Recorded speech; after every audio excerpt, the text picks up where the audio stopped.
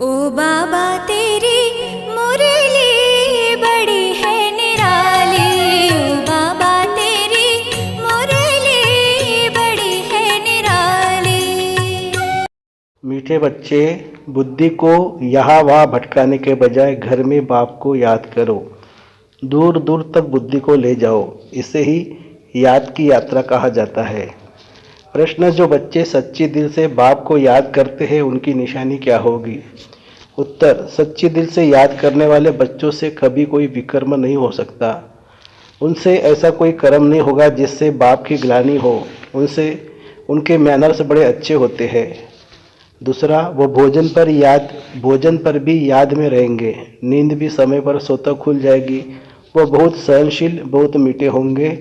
बाप से कोई भी बात छिपाएंगे नहीं। गीत है, हमारे तीर्थ न्यारे है। ओम शांति।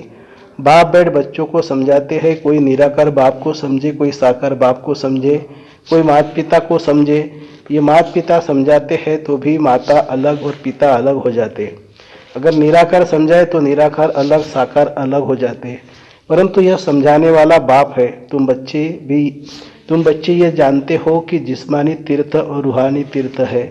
वो जिस्मानी तीर्थ आधा कल्प के है। अगर कहेंगे जन्म जन्मांतर से यह चलते आए हैं तो फिर ऐसे समझेंगे शुरू से लेकर यह चलते हैं, अनादि है। ऐसे तो है नहीं।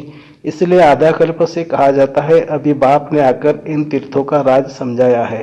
मनमना भव अर्थात रूहानी तीर्थ जरूर आत्माओं को ही समझाते हैं और समझाने वाला है परमपिता, और कोई समझा न सके। हर एक अपने अपने धर्म स्थापक के तीर्थ पर जाते हैं। यह भी आधा कल्प की रस्म रिवाज है। सब तीर्थ करते हैं परंतु वह कोई को सद्गति दे न सके।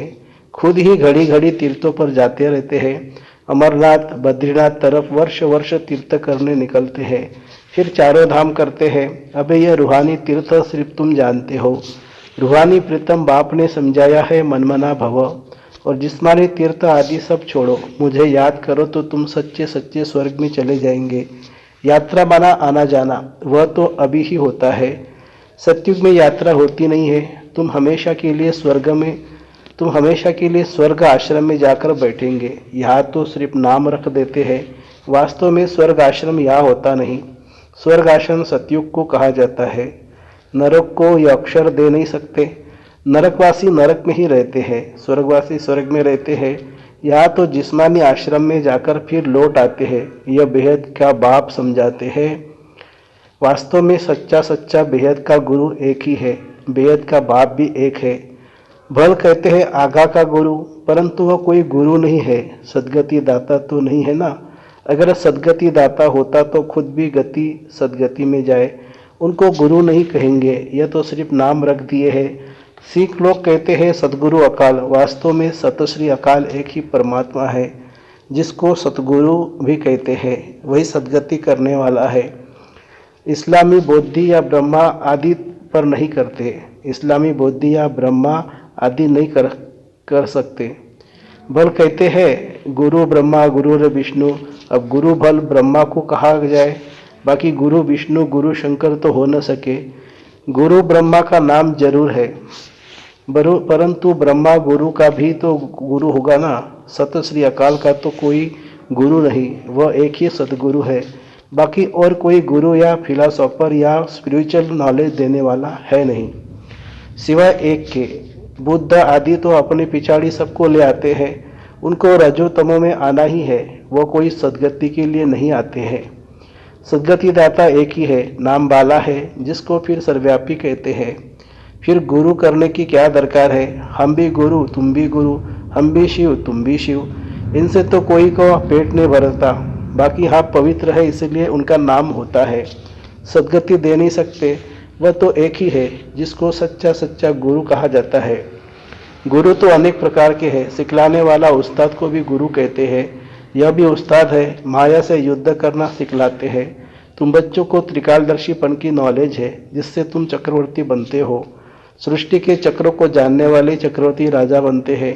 ड्रामा के चक्रों को, कल्पवृक्ष के आदि मध्य अंत को जानना बात एक ही है। चक्र की निशानी बहुत शास्त्रों में भी लिखी हुई है। फिलॉसफी की किताब अलग होती है। किताबें तो अनेक प्रकार की होती है। यहाँ तुमको कोई किताब की दरकार नहीं है, तुमको तो जो बाप सिखलाते हैं वह समझना है। बाप की प्रॉपर्टी पर तो सब बच्चों का हक होता है, परंतु स्वर्ग में सबको एक जैसी प्रॉपर्टी तो नहीं होगी। राजा ही है उनकी जो बाप का बना। बाबा कहा थोड़ा भी ज्ञान सुना तो वह हकदार हो जाते हैं, परंतु नंबरवार कहा विश्व के महाराजा, कहा प्रजा दास दासिया, यह सारी राजधानी स्थापन हो रही है। बाप का बनने से स्वर्ग का वर्षा तो जरूर मिलता है, वर्षा मिलता है बाप से। यह नई बातें होने के कारण मनुष्य समझते नहीं। बाप समझाते हैं सतयुग में विकार है नहीं, माया ही नहीं तो विकार कहाँ से आए। माया का राज्य शुरू होता है द्वापर से। यह है रावण की 5 जंजीरें, वहाँ यह होती नहीं, जास्ती डिस्कस नहीं करना है।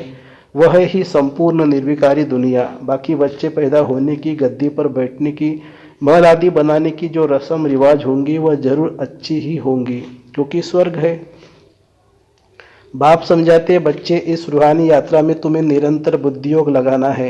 यह बहुत सहज है। भक्ति मार्ग में भी सवेरे उठते हैं, ज्ञान मार्ग में भी सवेरे उठ बाप को याद करना है, और कोई किताब आदि पढ़ना नहीं। सिर्फ बाप कहते हैं मुझे याद करो, क्योंकि अब छोटे बड़े सबका मौत सामने खड़ा है। मरते समय कहते हैं भगवान को सिमरो। अंतकाल अगर भगवान को नहीं सिमरेंगे तो स्वर्ग में जा नहीं सकेंगे। तो बाप भी कहते हैं मनमना भवो, इस देह को भी याद नहीं करना है। हम आत्मा एक्टर है, शिव बाबा की संतान है, लगातार याद में रहना है। वैसे छोटे बच्चों को तो नहीं कहेंगे कि भगवान को याद करो, यहाँ सबको कहना पड़ता है, क्योंकि सबको बाप के पास जाना है। बाप से ही बुद्धि योग लगाना है, कोई से लड़ाई झगड़ा नहीं करनी है। यह बड़ा नुकसानकारक है। कोई कुछ कहे, सुना अनसुना कर देना है, सामना नहीं करना चाहिए। जो लड़ाई हो जाए, हर बात में सहनशील भी होना चाहिए, और फिर समझाना है बाप भी है, धर्मराज भी है। कुछ भी बात है तो तुम बाप को रिपोर्ट करो, फिर धर्मराज के पास पहुंच ही जाएगा और सजा के भागी बन जाए पड़ेंगे। बाप कहते हैं मैं सुख देता हूँ, दुख अर्थात सजा धर्मराज देते हैं। मुझे सजा देने का अधिकार नहीं है। मुझे सुनाओ, सजा धर्मराज देंगे। बाबा को सुनाने से हल्का हो जाएंगे, क्योंकि यह फिर भी राइट हैंड है। सदगुरु का निंदक ठोर न पाए। जजमेंट तो धर्मराज ही देंगे कि किसका दोष है, उनसे कुछ छिप नहीं सकता। कहेंगे ड्रामा अनुसार भूल की कला पहले भी की होगी, परंतु इसका मतलब यह नहीं कि भूल करते ही रहना है। फिर अभूल कैसे बनेंगे?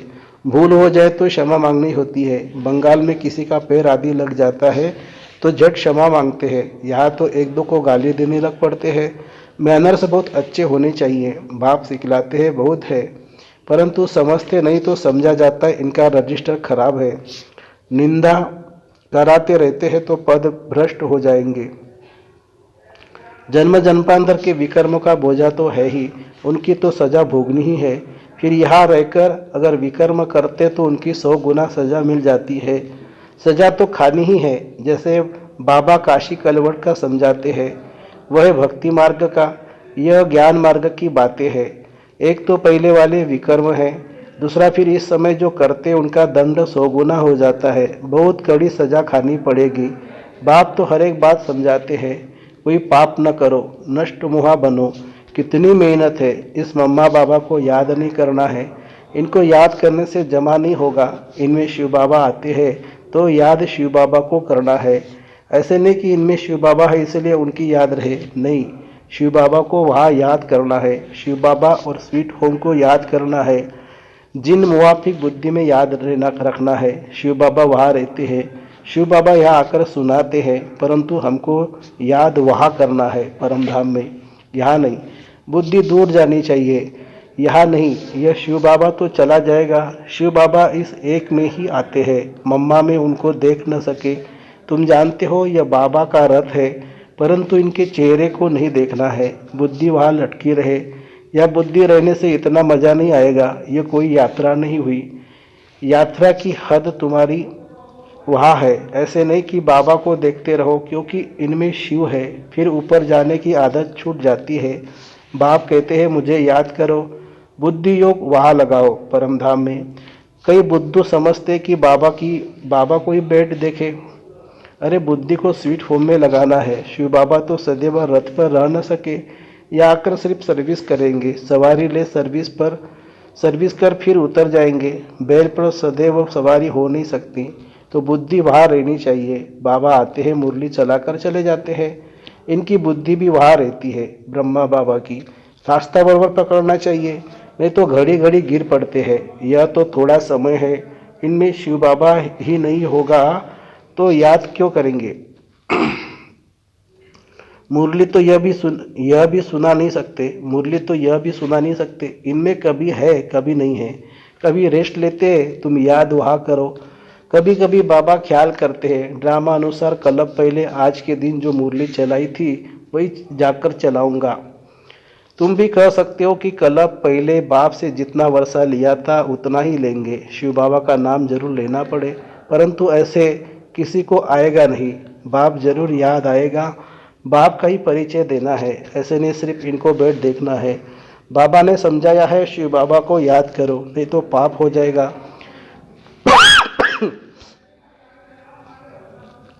निरंतर बाप को याद करना है, नहीं तो विकर्म विनाश नहीं होंगे। बड़ी मंजिल है, मासी का घर थोड़ी है। ऐसे नहीं भोजन पर पहले याद किया फिर खलाश, ऐसे ही भोजन खाने लग पड़े। नहीं, सारा समय याद करना पड़े, मेहनत है। ऐसे थोड़ी उच्च पद मिल सकता है। तब तो देखो करोड़ों में 8 रत्न पास होते हैं। मंजिल बड़ी भारी है, विश्व का मालिक बनना है, यह तो किसी की बुद्धि में नहीं होगा। इनकी बुद्धि में भी नहीं था। अब ख्याल किया जाता है 84 जन्म किसको मिलते हैं। जरूर जो पहले आते हैं वह है लक्ष्मी नारायण। यह है सब विचार सागर मंथन करने की बातें। बाप समझाते हैं, हाथ कारड़े दिल यारड़े। दिल भल धंधे आदि में रहो, परंतु निरंतर बाप को याद करते रहो। यह है यात्रा। तीर्थों पर जाकर फिर लौटना नहीं है। तीर्थ बहुत मनुष्य करते हैं, अब तो वहाँ पर भी गंध हो गया है। नहीं तो तीर्थ स्थान पर कभी वैश्यालय नहीं होते थे। अभी कितना भ्रष्टाचार है, एक धनी तो कोई है नहीं, जड़ गाली देने लग पड़ते हैं। आज चीफ मिनिस्टर है, कल उनको भी उतार देते हैं। माया के मुरीद बन जाते हैं। पैसे इकट्ठे करेंगे, मकान बनाएंगे, धन की पिछाड़ी चोरी करने लग पड़ते हैं। तुम अब स्वर्ग में जाने की तैयारी कर रहे हो, वही याद आना चाहिए। धारणा भी होनी चाहिए। मुरली लिखकर फिर रिवाइज करनी चाहिए। फुर्सत तो बहुत रहती है, रात को तो बहुत फुर्सत है। रात को जागो, आदत पड़ जाएगी। जो सच्चा बाबा को याद करने वाला होगा उनकी आँख आप ही खुल जाएगी। बाबा अनुभव बतलाते हैं कैसे रात को आँख खुल जाती है। अभी तो नींद के लिए और ही पुरुषार्थ करते हैं। हाँ, स्थूल काम करने से भी शरीर को थकावट होती है। बाबा का रथ भी देखो कितना पुराना है। विचार करो, बाबा पतित दुनिया में आकर कितनी मेहनत करते हैं। भक्ति मार्ग में भी मेहनत करते थे, अभी भी मेहनत करते हैं। शरीर भी पतित तो दुनिया भी पतित। बाबा कहते हैं, मैं आधा कल्प तो बहुत आराम करता हूँ, कुछ भी ख्याल नहीं करना पड़ता है। भक्ति मार्ग में बहुत ख्याल करना पड़ता है, इसलिए बाप को रहमदिल गाया हुआ है। Ocean of knowledge, ocean of bliss, कितनी महिमा करते हैं। वही बाप अभी हमको पढ़ाते हैं और कोई पढ़ा न सके। अच्छा, मीठे मीठे सिखिलदे बच्चों प्रति माता पिता बाप दादा का याद प्यार और गुड मॉर्निंग। रूहानी बाप की रूहानी बच्चों को नमस्ते। हम रूहानी बच्चों की रूहानी माता पिता बाप दादा को याद प्यार, गुड मॉर्निंग और नमस्ते बाबा नमस्ते। धारणा के लिए मुख्य सार, किसी का भी सामना नहीं करना है। कोई कुछ कहे तो सुना अनसुना कर देना है। सहनशील बनना है, सतगुरु की निंदा नहीं करनी है, न करानी है। दूसरी पॉइंट, अपना रजिस्टर खराब होने नहीं देना है। भूल तो हो जाए, बाप को सुनाकर क्षमा मांग लेनी है। वहाँ ऊपर याद करने की आदत डालनी है। परम धाम में वरदान, साइलेंस की शक्ति द्वारा जमा के खाते को बढ़ाने वाले श्रेष्ठ पद के अधिकारी भव। जैसे वर्तमान समय साइंस की शक्ति का बहुत प्रभाव है, अलग काल के लिए प्राप्ति करा रही है, ऐसे साइलेंस की शक्ति द्वारा जमा का खाता बढ़ाओ। बाप की दिव्य दृष्टि से स्वयं में शक्ति जमा करो, तब जमा किया हुआ समय पर दूसरों को दे सकेंगे। जो दृष्टि के महत्व को जानकर साइलेंस की शक्ति जमा कर लेते हैं, वही श्रेष्ठ पद के अधिकारी बनते हैं। उनके चेहरे से खुशी की रूहानी झलक दिखाई देती है। स्लोगन है, अपने आप नेचुरल अटेंशन हो तो किसी भी प्रकार का टेंशन आ नहीं सकता। अपने आप नेचुरल अटेंशन हो तो किसी भी प्रकार का टेंशन नहीं आ सकता। अच्छा, ओम शांति।